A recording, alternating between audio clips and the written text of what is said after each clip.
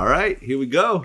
We have comedian Doug Williams in the building. Welcome to VladTV. Thanks for having me, man. This is you're like the wizard, you know, because we never see you. You're like the guy behind the curtain, and I know your voice. So when you came in, I heard your voice. I knew exactly who you were. I like it like that. I like to be able to go to the grocery store without security all the time and go to the mall and, have people just leave me alone. Right. That's great, though. You have a recognizable voice now. Thank you. Well, it's your first time here, so I want to start in the beginning. So you grew up in Montgomery, Alabama. South, heart of the South, the cradle of the birthplace of the Civil Rights Movement. Right. Very famous area. Very. That's where the marches were, Martin Luther King and everything else like that. Now, a lot of that stuff happened kind of before your time, but growing up in that type of area, what was that like? So my parents experienced it. Right. My parents are, my family is from Alabama. My grandparents, my parents. So, it's funny because I live here in Los Angeles now, and it was such a different display of people moving to Los Angeles because I grew up in the 70s there, 70s, 80s. It was black and white. Mexicans, Latinos have worked their way there now, obviously, but it was black and white. So the racism there, it was black and it was white. But here in Los Angeles, one of the things that I've noticed that there's so many nationalities, you just can't focus on hating one group or the other group will get ahead. So the racism is spread out here more, so it's more opportunity to hate. Right. More people you gotta spread your hate around a little more. Like you can't just focus on black people. Right. So yeah, I think that's the difference. Okay. What did your parents go through? Was there any stories? Were they participating in the marches and the Selma March and stuff like that? My mother wanted to be active, but my grandparents were always afraid. Because there were consequences with that. You didn't know if you were going to get hit or the hoses turned on you. So I think my parents were more engaged in terms of protesting, not getting on the buses and things of that nature. But physically being involved in those protests, I don't know how much my grandparents would have allowed that on both sides, with my father being a black male out of fear of the repercussions. A lot of people were killed after those demonstrations, going back home or returning to their where they live. So I think they were limited in that capacity, but involved in supporting the movement where boycotting and things like that were concerned. Did you experience a lot of racism growing up in that area? I think I was isolated from it because I grew up in a lower middle class black neighborhood, and we kind of just hung out with our friends. The high school that I attended was black and white, but you kind of gravitate towards who you're comfortable with. So in that sense, I don't think I was exposed to it directly, maybe indirectly, but nothing that comes out to mind other than being stopped by the police and things of that nature, racial profiling. Mm-hmm. Okay, so you didn't start off with comedy. You actually started off as a rapper. Correct. That was, I wanted to entertain. Early on at my church, they had a contest to recite the 13th Corinthians. And I participated in that at an early age, maybe 8, 9 years old. And in doing so, I just got a bug for performing in front of people. So initially I started out rapping. But my raps, at the time, we're talking the 80s where it was conscious. You had Public Enemy, you had Run DMC rapping about hard times. And I was rapping about big women in spandex. And I had a serious partner by the name of ICG at the time. And he was just like, it's not gelling. I'm talking about hard times and trying to pay, rent, and you're talking about fat women in spandex. So he just suggested, he said, I think you should try comedy. Maybe that's your stick. So my first year of college, Oakwood College in Huntsville, Alabama, in 1990, I found a comedy club and went up and performed at that comedy club. They were having a contest to see who would be the new house MC. They had a midget. I don't know if you can say midget now. Is it short person or midget? I don't know where we are. It's kind of like the M word, it just evolves. You have to. I think midget is actually derogatory. Yeah, so let's correct that. A little person. Little person, there you go. Yeah, I think we're there now. Yeah. It's like the evolution of, colored, this, and then I think we're black now. So I went in, did really well at the contest, did not win, but the owner saw something in me that he didn't see in the winner. So he gave me the job as the house MC, and the first person coming in was Steve Harvey. And he asked Steve Harvey to mentor me, to watch me, and he did, and that kind of set me on my way. So the first person I ever worked with as a stand-up comedian was Steve Harvey. Okay, was this the Kings of Comedy, Steve Harvey, or did that come later? No, this was the Steve Harvey that had just done the Apollo. So he had just done the Apollo, which was a big deal. He did the whole little eye thing, and he was a national headliner, but he was not nationally known yet. He had just had his first big TV appearance. Okay. Which was Showtime at the Apollo. Okay. So this was someone that was still on the rise as well. This was not an established big... Not at all. Okay, and he helped you out. He went out of his way. He did. He not only did he, and I wrote about this. I write these little op-eds. I wrote about it on my Facebook page. He was big into dressing. Steve always believed that you should show up like you were showing up to work. So at the time, I was big into LL Cool J. And I would wear these warm-ups and Kango, and I would go on stage like that. Kind of looked like LL Cool J. And the first night he told me, he said, make sure you dress up. Because he came in like on the night before, and I met him. He was like, hey, make sure you dress up. So I came in like LL Cool J. And he was like, hey, man, I told you to dress up. So tomorrow night, come dressed up. So the next night I came back the same way. And he was like, so you won't be working tonight? And so I told you to dress up. And I said, well, man, I don't have time. And he said, well, you got about 15 minutes to get back. So I had to rush back to the dorm room, change my clothes. And I came back, put a button-up shirt on, some slacks. And he said, that's how you should dress. So the next day, he took me shopping. He took me shopping and bought about 5 outfits, really nice shirts and pants. And he was like, this is how you should dress when you're on stage. And he paid for everything? He paid for everything. Because you were a broke college student. I was a broke college student, freshman year. And he took me to the mall and bought everything, handpicked it out, watched me try it on and say, hey, this is how you should dress. Right. And we're not talking about multimillionaire Steve Harvey. Not at all. At that point. Not at all. These days, he's worth like 200 million, according to the internet. According to the internet. Right. This was not even probably millionaire Steve Harvey back then. This was thousandaire this was Steve Harvey just trying to... Who was happy that he did really well on Apollo. And I think at that time, there was talk about bringing him back to host it. His set was he did so well on the Apollo that there was talk. So I remember him saying that, hey man, I just did really well on the Apollo. And I think they're thinking about bringing me back as the host. That's dope. Do you guys still keep in touch? No, I don't. Once he made it, I think time creates distance if you're not just relevant in someone's life where you're calling them and this and that. But, every time he sees me, he's like, hey, he knows who I am. Hey, Doug, how's it going? I think he mentioned me on his show a few times. I know every time he thinks about Alabama, he thinks about me and probably Ricky Smiley. Okay, so you were going to Alabama State University. Right, I transferred the next year to from Oakwood College, which is in Huntsville, which is a Christian college, a 7-day Adventist college to be exact, to Alabama State University. Okay, and I guess right before you graduated, you decided to move to LA. Actually, I was supposed to graduate, and my theater teacher was Dr. Tonea Stewart, who was on a show called In the Heat of the Night. She was in the theater department. So I had expressed to her through doing stand-up that I wanted to act. So she let me do a couple of plays. And in that time, we developed a friendship. So she had a manager that was coming through, and she referred me to the manager. And the manager said, hey, you need to be out here in Los Angeles. And I needed like one more class to get my degree.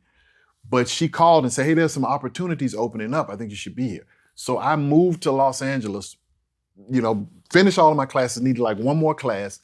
And like 2 months after that, I booked the Nutty Professor with Eddie Murphy and Tom Shadyac. So did you ever graduate or no? I just graduated in 2015. Oh, I finally went back and took that class. Decades later. Right. And I wanted my kids to see me to graduate. And so I took the class actually out here online because I only needed an elective. Graduated and then went back and walked the stage in 2015. I mean, your parents weren't like Pissed Well, off I fooled as them. I hell? fooled them and told them I had to graduate. I said, hey, I'm just not doing the ceremony. I graduated. I Oh, got to okay. say, So you lied to your parents. Got and my wife too. Everybody thought I had a degree. Okay. So you come out to LA and you get on the Nutty Professor. And did you have any speaking parts? I did. I introduced Dave Chappelle. Oh, Yeah, I came he out. gets into Give it the up for argument. Reggie Warrington. If you go back and watch that now, every club scene, I introduced Dave Chappelle. Give it up for Reggie Warrington. Montel Jordan goes off stage. I come out, put the microphone stand. I was probably about 30 pounds lighter then. What was it like to see Eddie Murphy in full swing? Because the Nutty Professor, I'm not going to say it's his biggest movie or his greatest movie, but that was the movie that really kind of pushed the envelope in terms of his creativity. In terms of, I guess he did that in Coming to America to a certain degree, but he really did it in the Nutty Professor, playing multiple characters and everything. By his own admission at the time, and he didn't know how successful that movie was going to be, but he said that was his make or break movie. Because prior to that, he had a couple of follow-up movies, I think Beverly Hills Cop, a few movies that didn't do well. Mm-hmm. And so the conversations I remember vividly that we had on that set, he was so humble and it was a comeback movie of such for him. And he was like, this has to do it. This is it. If not, he felt like he was going to just teeter out. So he was so ingratiating. And what people don't realize about Eddie is that he's a genius. Eddie has the ability to do those characters and to transform like this. There were a couple of scenes that he did. And one in particular, I remember when he was in the restaurant and he was given, if you go back and watch that movie, he was given the formula for the transformation from Buddy Love to Professor Klump. And he was like the turkey neck and his name, and those words were like really big words. So he kind of flubbed it a couple of times and they brought it to him. He said, hold up, give me 5 minutes. And I watched him kind of struggle through it. He went in a corner, he looked at it, and in 5 minutes, he had that down. So what he was doing, or what he actually did, was, I'm assuming, given to him that day in terms of them writing down that formula. And he did it in 5 minutes. After looking at it for about 5 minutes, he got it down and he came back and did not make one mistake each take. Well, and then you had other roles. You were on the Bernie Mac show. You had some other sitcoms and everything else that you booked. Correct. Bernie Mac, one of the greats as well. It's funny because God has blessed me to work with these people at times that almost they were at a point where things were changing in their life. I've just mentioned with Eddie Murphy and his situation. With Bernie, I did like the second to the last episode of that show. And he had just recovered. He has a illness that my father has called sarcoidosis. It's a rare illness that affects black men in particular. And there are two forms of it. There's one that's an inward form that attacks your organs, and there's an outward form of it that attacks you on the outside. My father has, and the outward is the lesser of the two. Bernie had the inward, which highly affected his immune system. So Bernie was living a COVID lifestyle before COVID hit, because you had to be, when you came on that set, everything was sterilized. You couldn't shake his hand, and they prepped you before you came. Don't shake his hand, don't cough, don't sneeze. If you have to do any of these things, exit the set. So when I spoke to him, I asked him, when are you going to do stand-up again? And I remember him saying, I really would like to do it, but I can't take a chance of getting sick. A common cold takes me 2-3 weeks to get over, and it could transition into something worse. So when I heard that he was in the hospital, I knew then how serious it was, because he told me, if you ever hear me being sick or in the hospital, chances are it's going to be a fight for me. So it was just, when I heard that he was in the hospital, I remembered those echoing words of him trying his best not to get sick. And he tried to stick to that. I mean, everybody that came around him and everything had to be sanitized. Yeah, I interviewed Reginald Ballard, who played Bruh Man. Right. And they were close. And he literally started crying when talking about Bernie's last few weeks. Because I guess like Bernie had so much work that he had to do, because he was working on, what was that movie that he did before he passed? Ocean's 11, I think. Yes. One of the Ocean's movie. And then he was doing that, and he was doing the show, and he had this, and he had that, and he was just kind of pushing himself. it was ultimately his choice, but they were having him do a lot of stuff, and it just kind of overwhelmed him, and he ended up getting sick and passing away. After the Bernie Mac show ended, did you stay in contact with Bernie at all or no? Let me see. I think we played golf, man. We played golf. Him, his man Chuck, his boy Chuck. And we played some golf, and after that, he started doing, the movies and stuff. He had time, to golf like that no more, man, because he was working constantly, man, with Oceans, Guess Who, and Mr. 3000, all that stuff, man. He was just back to back to back, man. And that was his greatest fear, is that he would come in contact with a common cold, and it would turn, because of his immune system being depleted, it would turn into something much more severe. And I think ultimately that's what happened. How'd you feel when you heard that he died? I was really, really crushed. The other thing, if I may tell you, about Bernie that touched me, is my mother was in town at the time, and my mother had never been on a set, a movie set, television set, and because of how heightened everything was in terms of sensitivity with everybody being sterilized and clean, normally you just bring your mother on the set, you just bring her with you. But I went to him and I asked him, I said, my mother's in town, she's never been on a set, is it okay if I bring her? And he looked at me and he said, your mother's in town? And he stopped everything that was going on. He said, hey, everybody stop, look, his mother is in town. If he doesn't bring her tomorrow, don't let him on the set. In fact, his mother is his ticket to getting on this set for the rest of the time that we're shooting. And so I brought my mother every day, and I have pictures of that, of them. And as strict as things were, he relaxed that with my mother. He hugged my mother. In between takes, he would sing church songs with my mother. I remember I messed up a line, and my mother told him that she was a teacher. And he was like, hey, you a teacher and your son can't read? He's messing up these lines. So that's what I remember about Bernie Mac. And as you know, you're always sensitive to things that concern your mother, especially when you have a close relationship with your mother. So when he passed, I remember calling my mother, and we both were just really sad because we often talk about that experience. Well, you book different shows, but you continue to do stand-up. Correct. One of the things that you kind of focused on, I was listening to some of your stand-ups this morning, is like when Wanda Sykes came out of the closet, and how you kind of got on her for comparing the gay struggle to the black struggle. Right. Talk about that. It wasn't I wasn't really getting on to Wanda Sykes. It was just the whole notion about the gay struggle being like the black struggle. And I want clarity because I caught some flack for that. And by me saying that, in no way diminishes the gay struggle. I think discrimination at any level is hideous. And I think that the gay struggle is a unique struggle in its own right. And I sympathize with the gay struggle, and I support the gay struggle.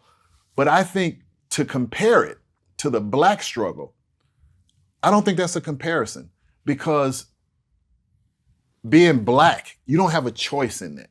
You can be gay and decide, hey, I don't want to be gay anymore. I'm a Christian, and I've seen a lot of Christians say, because of their beliefs, not my beliefs, but because of what they believe and what they've read in the Bible, that they're changing. They don't want to be gay anymore, so they try to live a straight lifestyle because they feel that it doesn't coincide with Christianity. So you've seen this successfully actually happen? I have seen people struggle with this to try to make that conversion based on Christianity.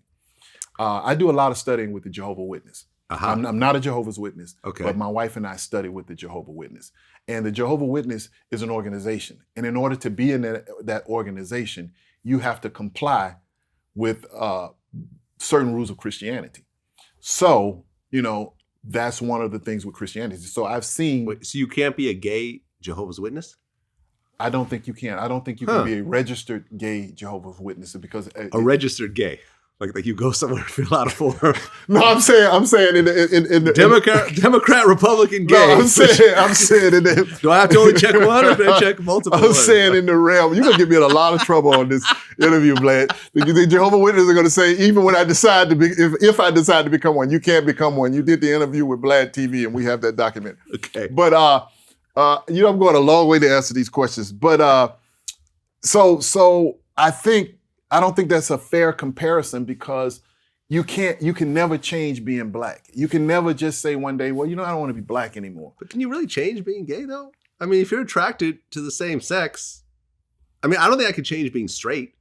Like, I can't say but people do that. I'm no longer into women. I'm going to force myself to be into men. But you don't I don't think I could do that. But no. Oh, not for you. But you don't think that has happened? You don't think that and I know this, where there have been cases where someone started out liking women and being on that, and then decided at some point in time that, you know what, be it for whatever reason, be it some people claim it is innate, but they say, you know what, that's not the life I want to live anymore, and they live another lifestyle. We see that all the time.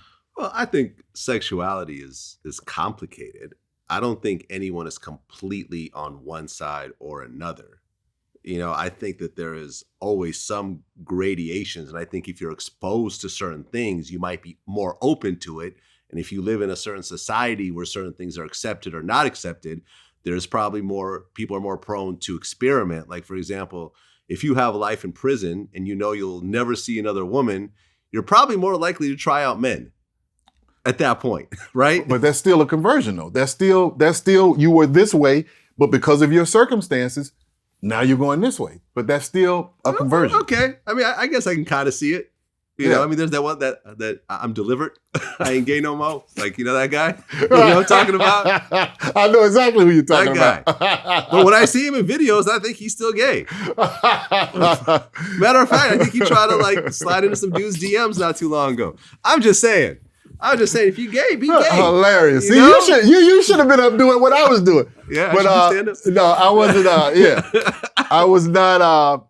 I was just saying that I think that that's an unfair comparison. I think each struggle is unique in its own right. Yeah. But I want it clear that I'm a Christian. I love everybody. I do not have a problem with the gay community. I received a lot of flack on that, and I think it was because it was interpreted wrong. So.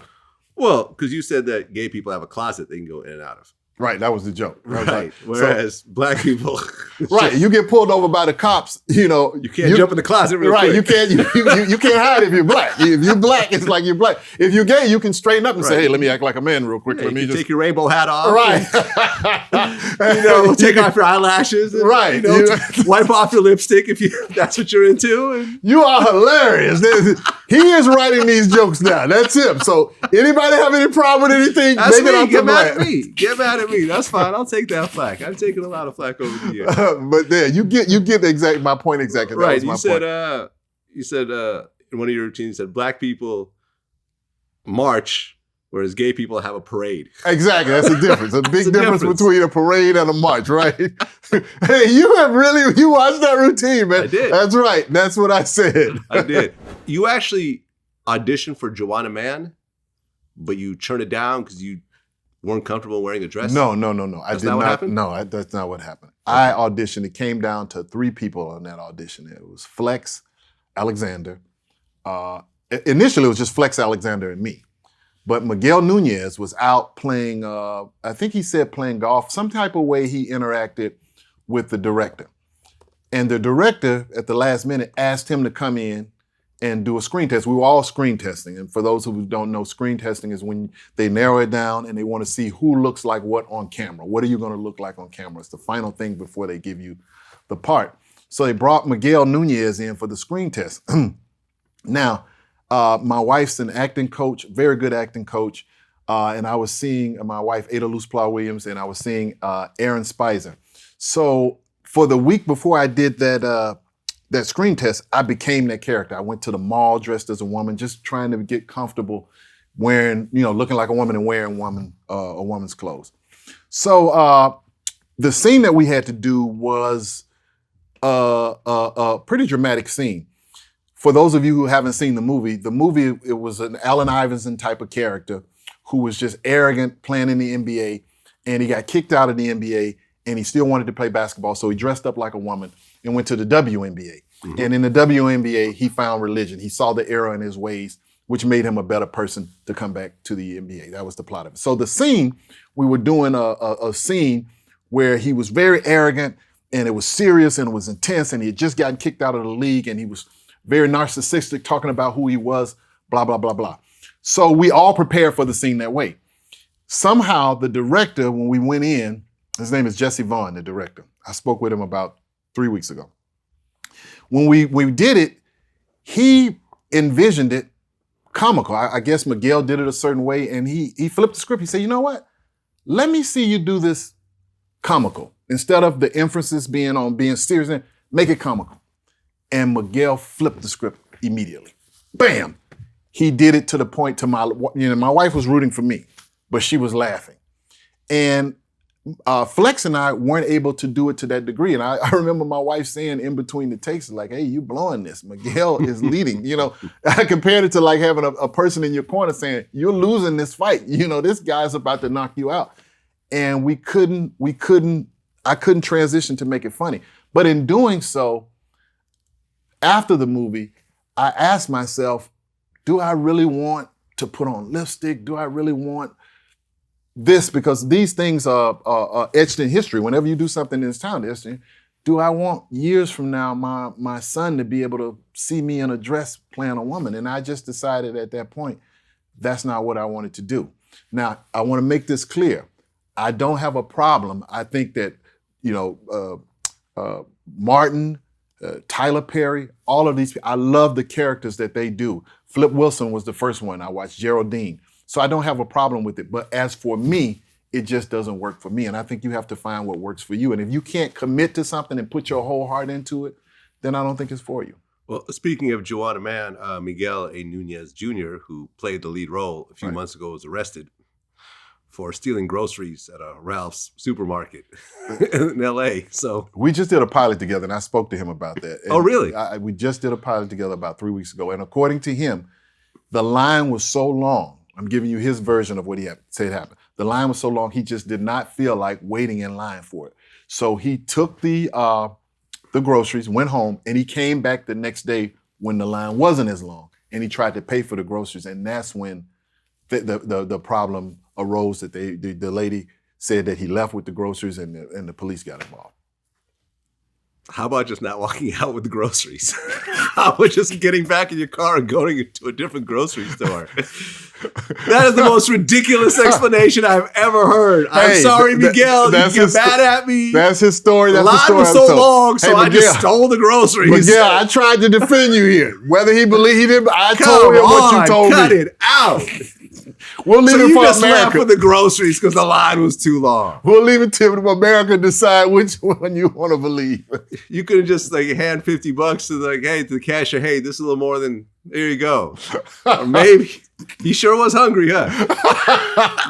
I'm just giving you what was he passed needed on that Wonder Bread right then and there, or else all hell was going to break loose. So, okay, I got it. You guys Vlad is hilarious. I'm telling you, this guy is hilarious. Jokes write themselves. I mean, I'm just saying, if that's the explanation for this, my God. That's what was told to me. Okay, then there's the infamous Emmitt Smith roast. Right. I'm pretty sure that's how I got here, was through the infamous roast, amongst other things. But yes, that was that. So let's talk about it.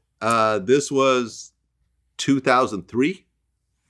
I want to say we taped that, if I'm not mistaken, in 2000 or 2001. I think is when we taped it. When it actually came out or when it hit the market, that's a different story. But I remember it being around 2000, 2001. Roughly 20 years ago. 20 years ago. Shaquille O'Neal does a charity roast for Emmitt Smith. Correct. Infamous now. Right. For my portion of it. Yeah. Now, this thing was not broadcast on TV or anything else like that. It was just a DVD, basically, and a charity event? Right. It was a DVD. Now, at the time, there was no internet. There was no social media. When we taped this, there was no YouTube. There was none of this. It was just supposed to be a DVD. Right. The internet was around, but YouTube wasn't. I don't even recall. Maybe it was. Yeah, but 2000, it was around. There was I mean, there was browsers. You're right. There was no social media. There was no social media. Absolutely. Right. So let me correct that. There was no social media. Yeah. So the lineup was you, Jamie Foxx, Monique, Dick Gregory. Who's the white guy's name?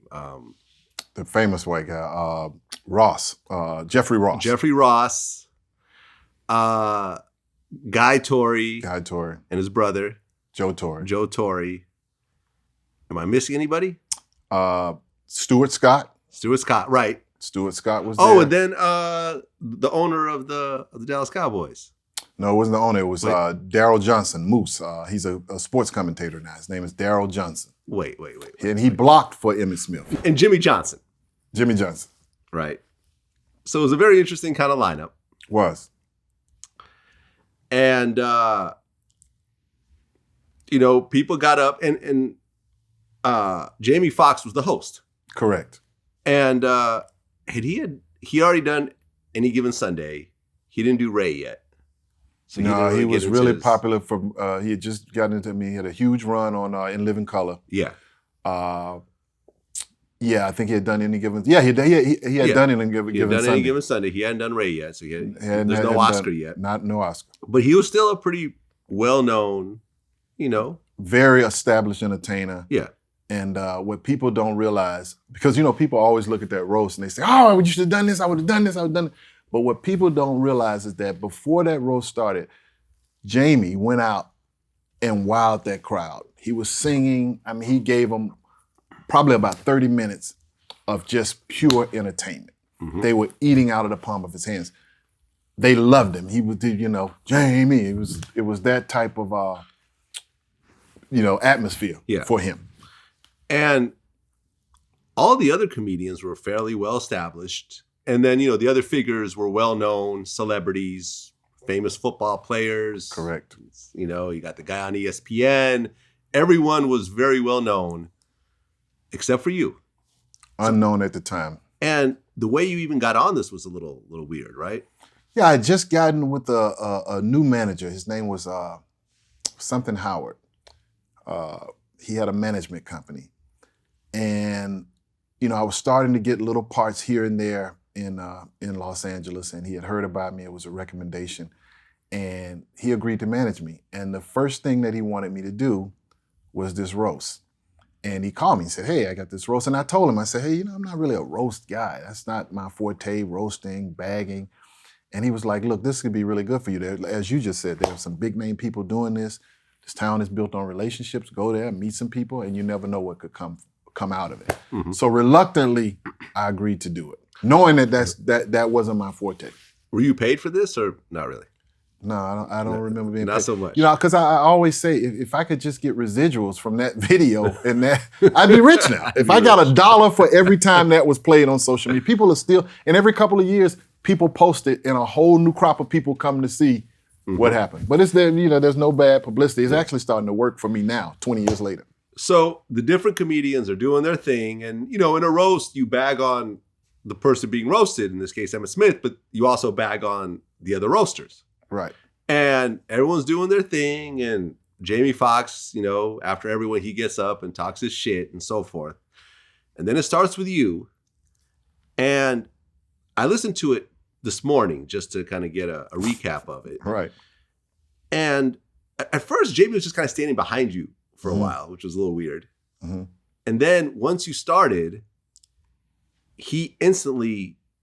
did you even say anything about him? I think you may have said one or two things about him, but nothing really. I think it was, honesty, in all honesty, and you'd have to talk to him. He's given some, and by the way, we're cool. We've seen each other since that time. But I think it was a professional hit job. I really do feel like I was set up because in retrospect, and I've, long time ago, I replayed, right afterwards, I replayed how things went down. It's almost like putting together a murder. Mm-hmm. And I just remember Jamie saying, "Don't turn my mic off." When you watch roast now, have you ever seen a roast where the host never has his mic turned off? I mean, normally you go up, you roast, you go sit down, you come up, it's a turn type of thing. But I remember him saying, don't turn my mic off. Always keep my mic on. You work with equipment here. That's something that has to be predetermined. You don't just all say, hey, turn my mic on. Yeah. He had his mic on all the time. So I in retrospect, and the placement of where I was in that, you know, I noticed, because I had asked to go first. I wanted to get it out of the way.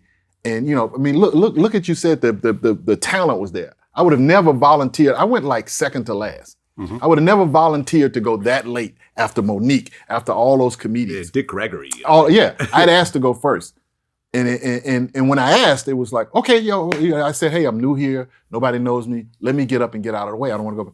And they were like, okay, yeah, no problem. Then it came back to me. Nah, you have to go in this spot. Right, and pretty much as soon as you start talking, Jamie Foxx started talking over you. Correct. And he was like, I am your conscience. Right.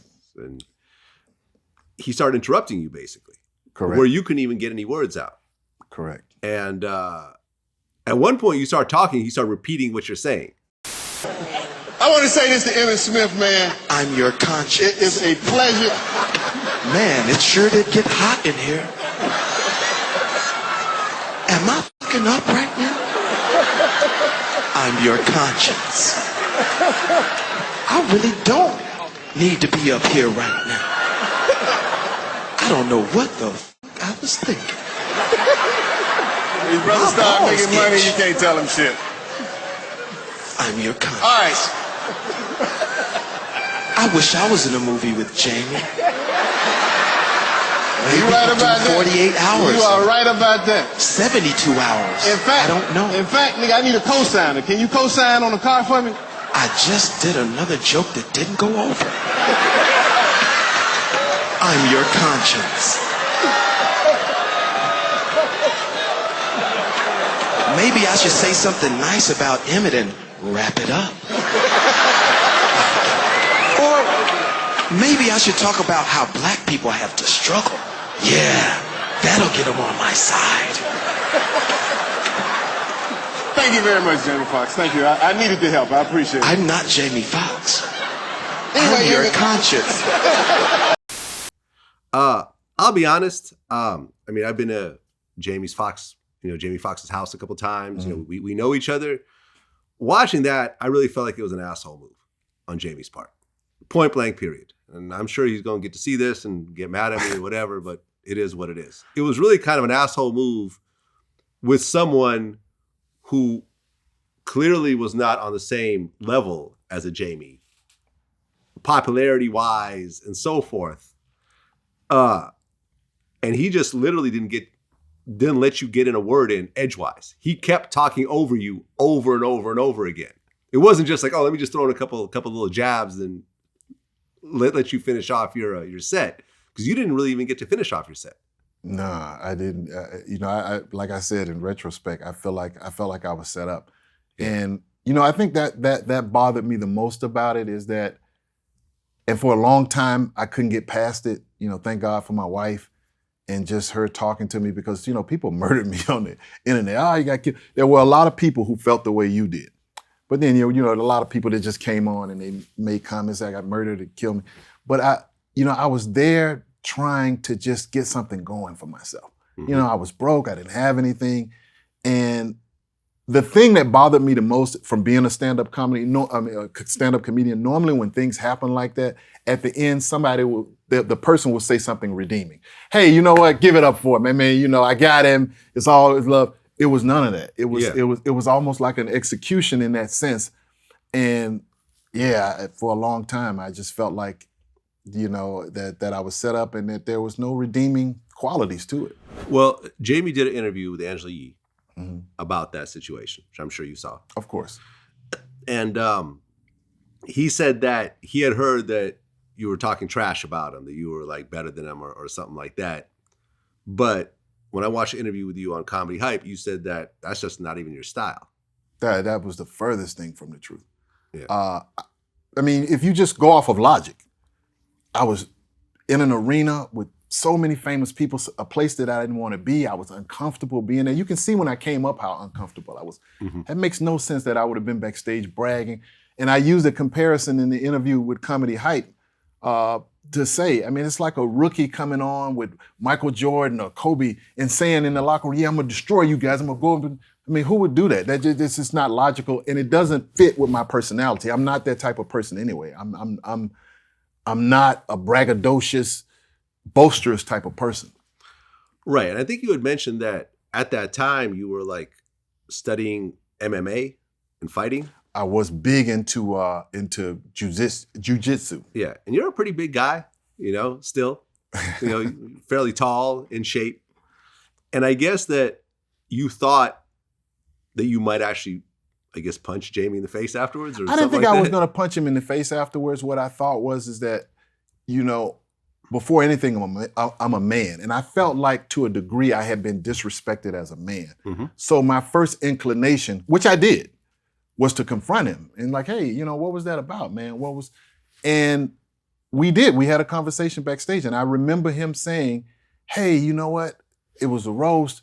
You have to get broken in. He said that whoever the guy that plays Al Bundy, I can't remember the actor's name, but he said, hey, he did it to me. So it was, when we spoke about it, it was just like, hey, man, this is a part of the game. Charge to the game. You got to be broken in. You are kind of like a virgin in the game, and you just have to take one, not necessarily for the team, but your first one, you just have to take it on the chin and get better.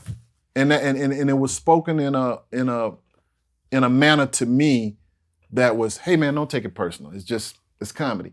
And I also had to, at that time, assess the fact that I'm a comedian. So if I had gotten into a fight with him backstage, if we had run, and I'm not saying that I would have beat Jamie Foxx. I'm just saying, had there been an altercation, I feel like it would have been worse. Like, hey, you a comedian, you can't take a joke. You up on stage at a roast and you get upset and you fight the guy.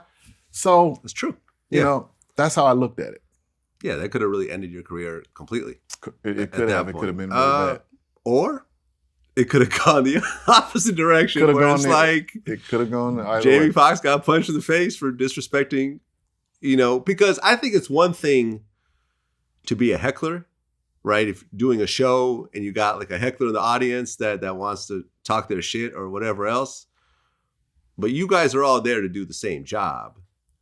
And he could have, after you finished, he could have gotten up and talked a bunch of shit about you, but he was literally talking over you and not letting you get a word in edgewise. And that's what people don't see. And yeah, I remember like the one thing, it was like the thing that kind of irked me a little bit was like, you would say something, he would repeat what you said like a little child. Like, how little kids would repeat you, like how your kids probably have done. Like, right, yeah, of course. It's like, you would say that he would repeat what you would say. And I'm like, whew. Yeah. It was tough to watch as a fan of everyone that was on that stage. And and the crazy thing about it is that when it was happening, because people always said, there was one comeback that I could have said, because at that time he had just been punched in the face by LL Cool J. Right. I could have just said, hey, you can say what you want about me, but I didn't bitch out with LL Cool J. Nobody's ever punched me in the face. And I could have said it, but going through, if you go back and when you watch that tape, what I was actually thinking is, I didn't want to be here. This is not what and here I am now, absorbing and having to take this, and it's something that I didn't want to do to begin with. And it just goes to the notion of follow your first mind. If you don't feel, which goes back to what I said about Joanna Man and being, playing a woman. If your heart is not into something, don't do it. My heart was not into that, and it dictated how I reacted. Mm-hmm. When something happens. It's almost like you walking into a situation and you go, man, I knew I shouldn't have done this. Instead of taking on the situation or whatever it is, I was in my head saying, this is not something I wanted to do. Well, but to be fair, you are an aspiring comedian. Someone just booked you to be with all these big comedians with this, with Shaquille O'Neal putting it together and Emmitt Smith being roasted. You would be kind of an idiot to turn that down. Considering this is what your job is. And I thought, and I thought that, as I said, the manager said, "Hey man, this is he accentuated that point. You want to be here, you want to make connections, you want to do this. Here you go. Here you go. Right, because it could have turned into you getting a sitcom. It could have. If you would have just murdered it, right, and came back and this is the guy that killed Jamie Foxx. Like this is the guy that Jamie tried to heckle him and he murdered Jamie Foxx, shut everyone down.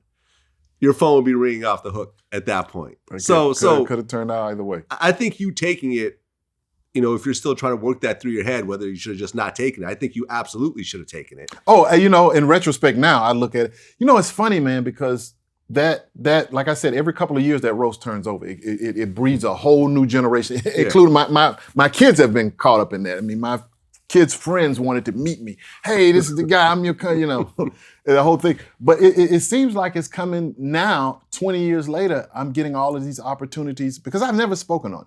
It was always something that I just kept inside. I never spoke on it, in interviews. I never used it to try to advance myself. Hey, I'm the guy, that guy, I never did because for years I looked at it as it was something that was hurtful to me. Yeah. Listen, we've all gone through stuff. Being in entertainment, like I am as well, you go through things that are embarrassing, that you wish you hadn't done, that end up on your Wikipedia page and end up on social media and whatever else. But that becomes part of your story. It does. And nobody has a perfect story.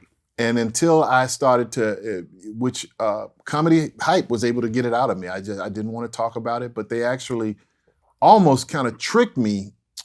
And I say that word loosely, tricked me into talking about it. Somebody from Comedy Hype reached out to me and they said, hey, I want to talk about that interview. I want to go from start to finish with it. And I want you, and I was like, hey man, I don't want to, that's not what I want to do. If you want me to give a comment on it, I will. And then the guy said, hey, you know what? Let's not even talk about it. Let's just talk about your accomplishments. We're just going to sit here and talk. And we talked about my accomplishment and they used that to say, hey, this is where this guy is now. This happened, but he's still. So when they put that story out to show perseverance and that people don't know I'm still here, that's what really opened my Comedy Hype, really opened my mind up to saying, hey, you know what? It's okay to talk about it. I've spoken about it with my wife. I talked about it with my kids. And so, here we are talking about it. Hey man, listen, as comedians go, you're better off being roasted by Jamie Foxx than being where Bill Cosby is right now. Right? And I jail cell, like. And I just want to say to Jamie Foxx's credit, at the time he had no idea that it was going to go viral. I mean, this was one of the first things that came out on YouTube. I remember getting all these calls. And since that time, I've had a show with Martin Lawrence that I did called The First Amendment that I put together. And when we were promoting that, Jamie was on the Foxhole. He called me in to come be on his radio station. I've seen him since then, and he's always ingratiating to me. So, wait, so you went on his show?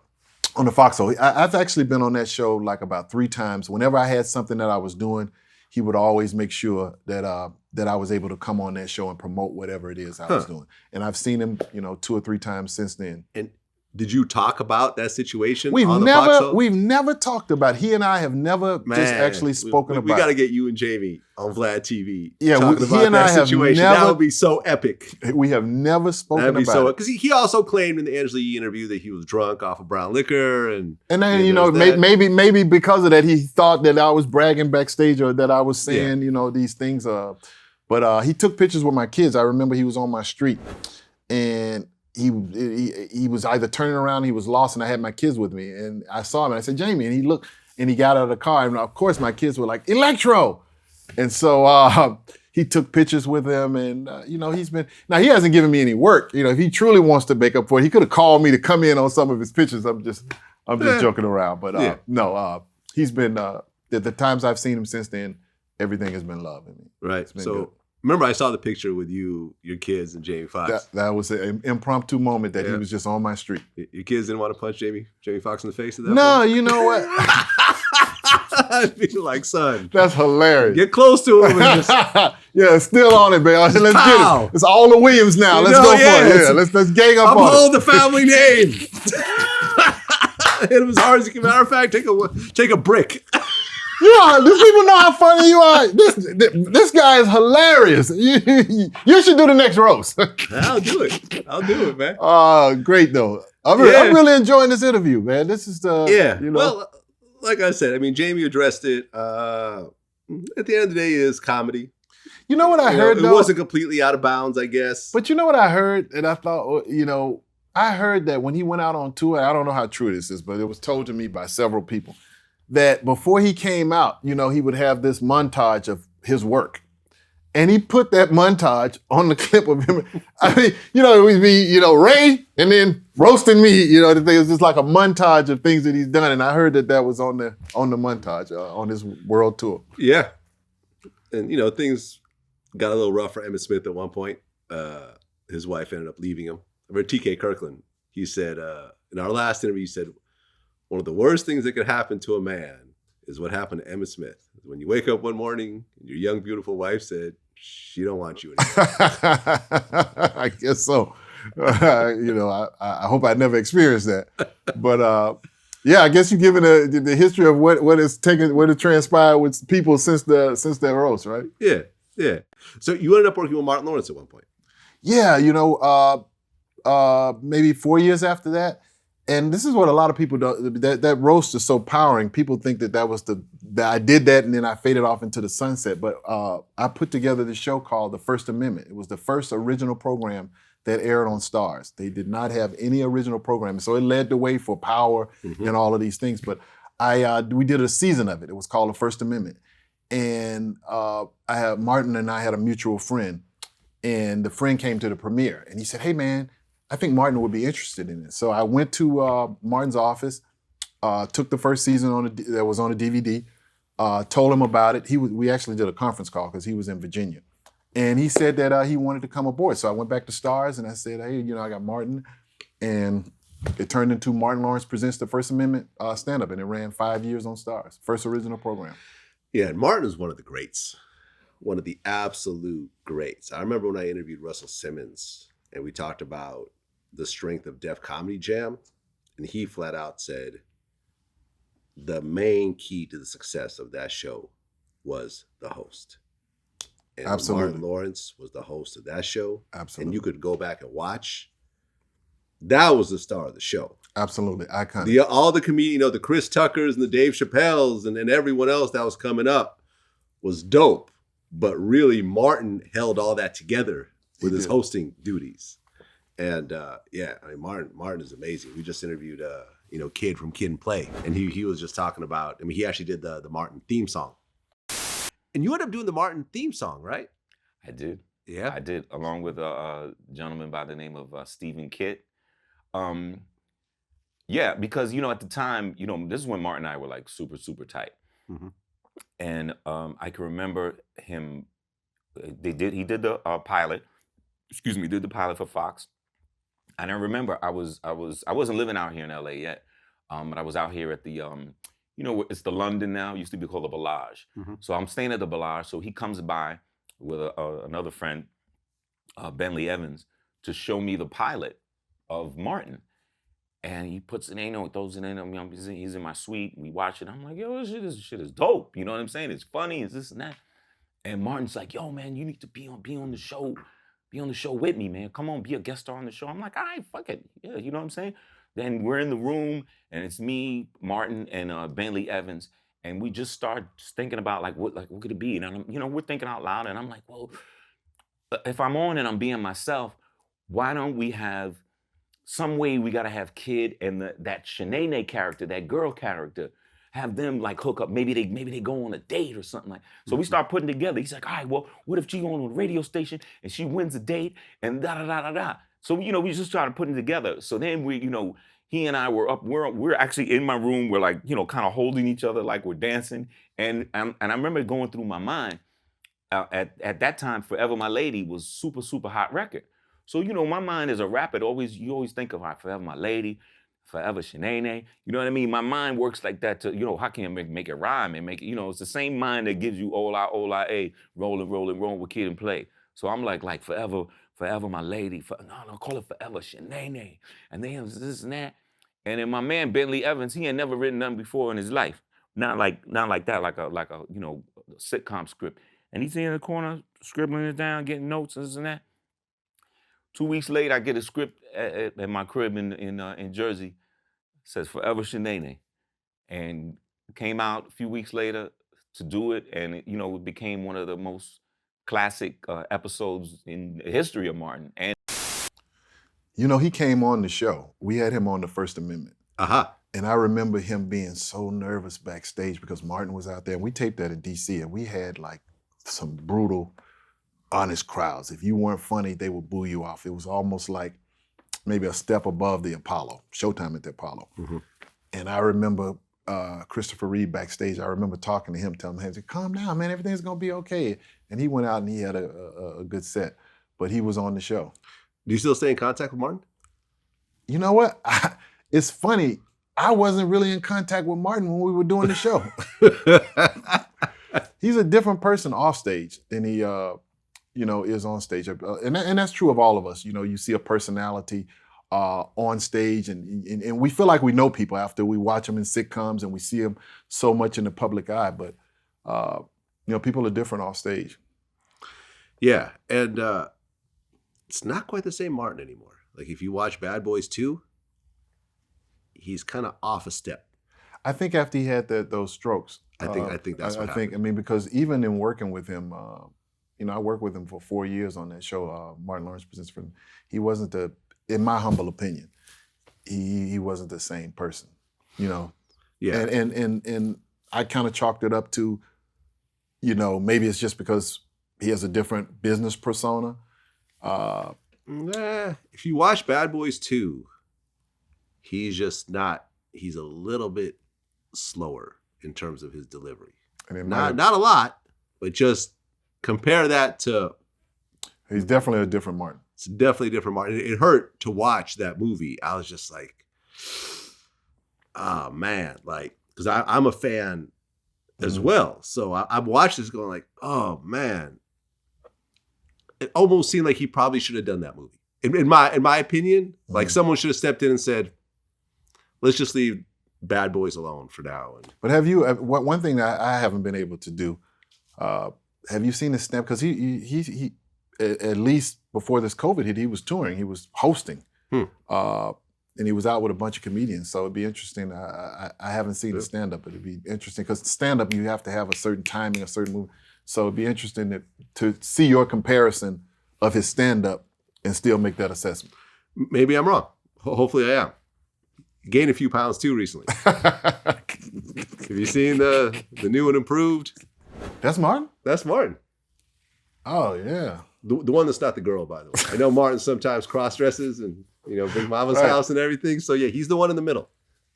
Yeah, I guess you're right. He has picked up some weight. Looks like about 100 pounds heavier. Jeez. Because Martin was skinny. Yeah. I haven't seen him in a while. Beautiful family, by the way. Oh, very beautiful family. Very beautiful family. I spoke to his brother about his brother and I were, Robert Lawrence, were at an event, actually at Joe Torre's birthday party about a few weeks ago. Mm-hmm. And I asked about him. He said he was doing well. So what's next for you? Man, I was booked for the rest of the year. This COVID has kind of shut everything out. So I'm looking for opportunities. My wife and I have a production company, a small production company called DNA Media Productions.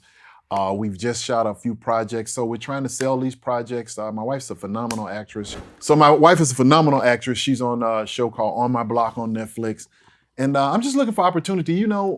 Thank you for having me on the show.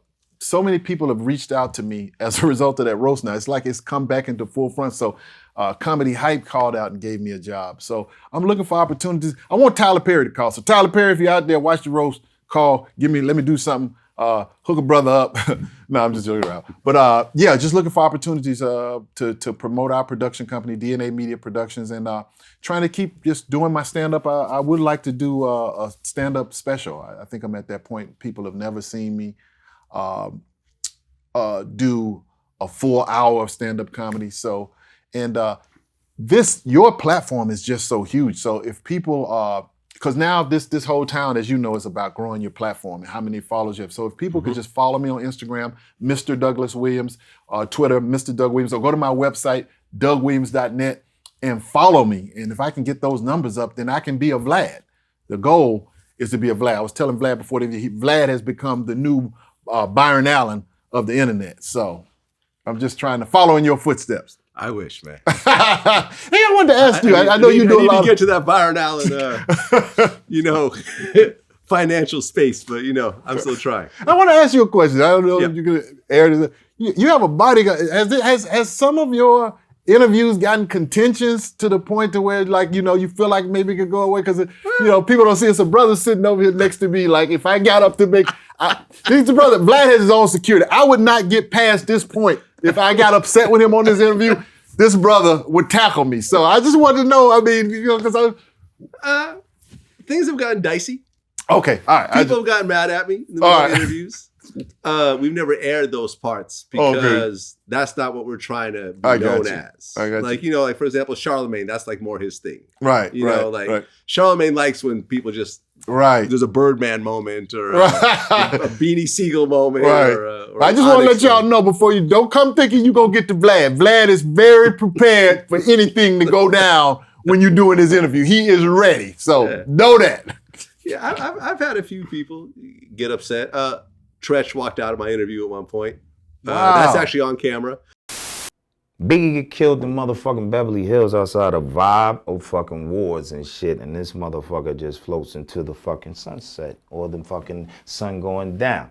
Where you could have a jaywalking charge in the helicopter ghetto bird to be on your ass, and you can't go no fucking where. So with all that shit, where all these police, where all the feds, the fuck was that was supposed to be following Death Row, Bad Boy Big, and everything, when all this shit going, ain't no motherfucking body there. Gangsters do shit, and they wanted to be known they did shit, and pass all the rest of that shit. Fuck around, believe everything, you know. Two of my niggas, they was assassinated professional fucking hits, man. Fuck out of here, man. Say some niggas did that shit, man. Get the fuck out of here, man. Motherfucking this goddamn wintertime in motherfucking Florida, too. They believe anything was fucking did that. While all the rappers ain't nobody fucking no fucking bodies and shit. I feel you, man. Ain't nobody getting motherfucking caught. Fuck anybody believes some old bullshit. But that wasn't more of an anger thing. It was more like, you know, with the Tupac questions, it got kind of too emotional for him. It was like he started just kind of, he just was like, I can't do any more questions like this because that was his man and stuff like that. You know, we've had a few people walk out or whatever, but I'm not here to piss people off. Like, I feel like it's you know, I'm grateful for anyone who takes time out of their day to come in and sit down with me and get on, you know, in front of these cameras and, you know, sign release forms and everything else like that. And, you know, actually tell their story. So I'm not here to try to push people into acting out or getting angry or, you know, set them up or anything else like that. I know certain interviewers, that's their thing. It's not really my thing. I think you do. After 12 years, like I've never had a fight or anything else like that. But then again, you never know. You never know what tomorrow holds. Well, so, hey, you're prepared. Either way it goes, you're prepared. You got to protect yourself. I think you do an incredible job, though. I've watched your interviews, and you are very in-depth, very detailed. You know the people when they come in. And, you know, some people, my degree, we were talking about, my degree is in print journalism. And some people just come in and wing it. But you are very thorough, very prepared. You know your stuff. And I'm just honored to be here. So thanks for having me on the show. Well, we're honored to have you on the show, man. Thank you, man. Thank you Doug so Williams, much. man. I appreciate you coming in. Thank you. Peace. Thank you.